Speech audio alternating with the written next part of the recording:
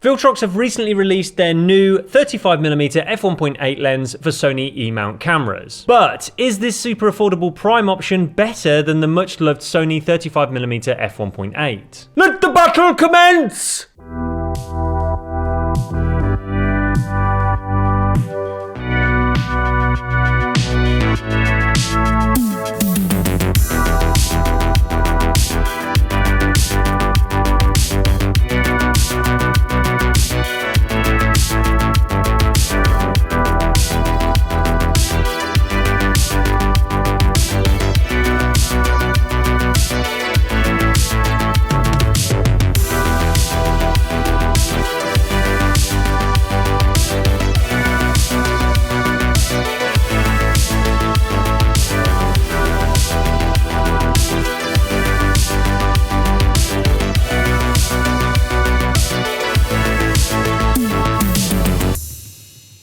In terms of size and weight, the Sony is marginally smaller and lighter than the Viltrox, but there really isn't that much in it, and both of them feel nicely balanced on the front of my Sony A7III. Both lenses have a nice solid metal build, though in terms of features, these two couldn't be more polarized. The Viltrox includes a focus dial and a declicked manual aperture ring, whilst the Sony opts for a focus dial, an MF to AF switch, and a customizable AF lock button. I should also mention the Sony does in fact feature a dust and moisture resistant design to give it at least some protection from the elements, whilst the Viltrox does not. Currently on Amazon, the Viltrox is the cheaper of the two options, priced at £358 or $399. The Sony is a bit more expensive and will set you back around £515 or $748. So with the Viltrox being the best value for money option, it picks up an early point. In terms of build quality, in my opinion, both of these lenses are very nicely made, and so they deserve a point each. In terms of handling though, it really does come down to your own personal preference as to which one you would pick. If weather sealing and custom buttons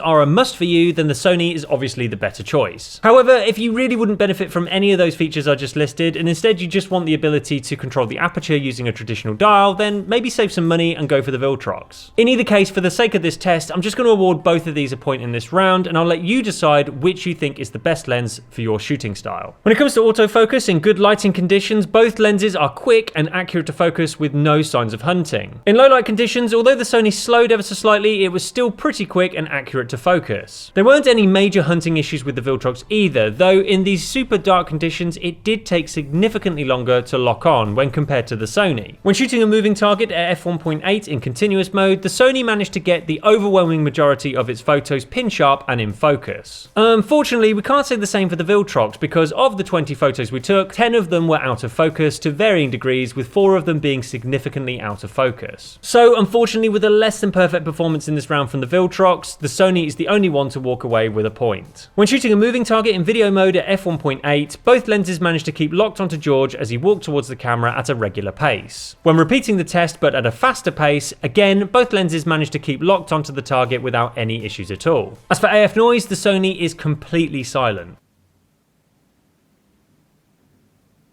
whilst the Viltrox gives off a very subtle purring noise that did happen to be picked up by our camera's built-in microphone.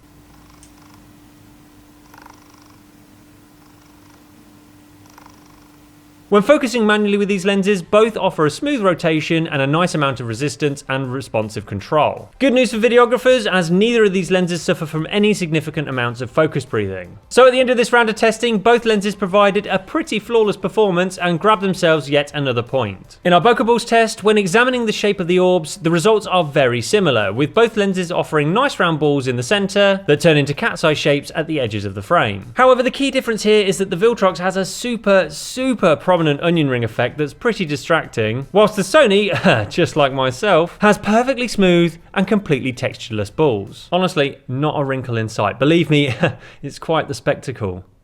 Or should I say, testicle.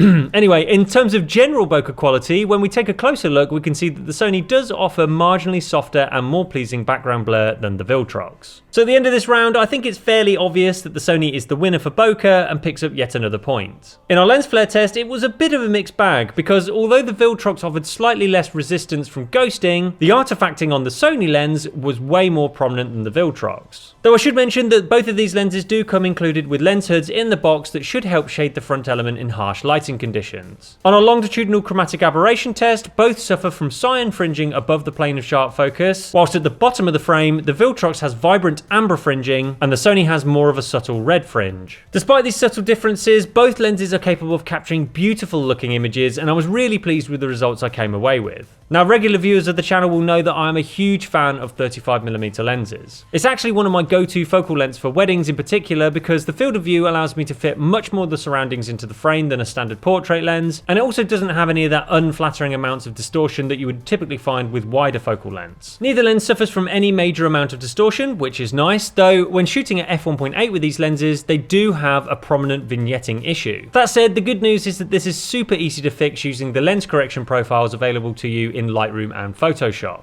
In terms of sharpness, although it's hard to tell from the real life images, when we take a quick look at the lens chart results, you can see that the Sony is very marginally sharper and has more contrast than the Viltrox at the center when shooting wide open at f1.8. However, at the corners, the Viltrox remains consistently sharp, whilst the Sony has a much more smudgy result with signs of ghosting. If having the option of shooting close up is a must for you, then the Sony has the edge here too, as it has a much shorter minimum focusing distance than the Viltrox. And when shooting wide open at the lens's respective minimum focusing distances, the Sony is the much sharper option too. One thing I should also mention is that when I was looking through the shots at the end of the shoot, I noticed that a number of the images that I took with the Viltrox were ever so slightly front focused. So rather than locking onto Amber's eyes, it was sometimes just on the tip of her nose or sometimes on her cheek, despite the AF reticle constantly telling me that it was locking onto her eye. Now, I'll admit, it really wasn't a huge problem. I still came away with plenty of usable images, but it certainly is something that causes me to lose a bit of confidence in the Viltrox. So when it comes to scoring for image quality, for me, the Sony is the strongest contender and deserves the final and winning point. So despite the Viltrox giving the Sony a very good run for its money, ultimately the Sony wins this head-to-head test because of its superior bokeh and image quality, as well as having a more reliable autofocus system when shooting in photo mode. One thing I should mention is that Viltrox do provide regular free firmware updates for all of their lenses, which you can just go onto their website, download the firmware and install it yourself using the USB-C port on the side of the lens. So hopefully, once an update becomes available for this lens that addresses this slightly touchy focusing issue, I think that the Viltrox would actually be a totally viable option, and especially for somebody who's looking for a 35mm lens on a super tight budget.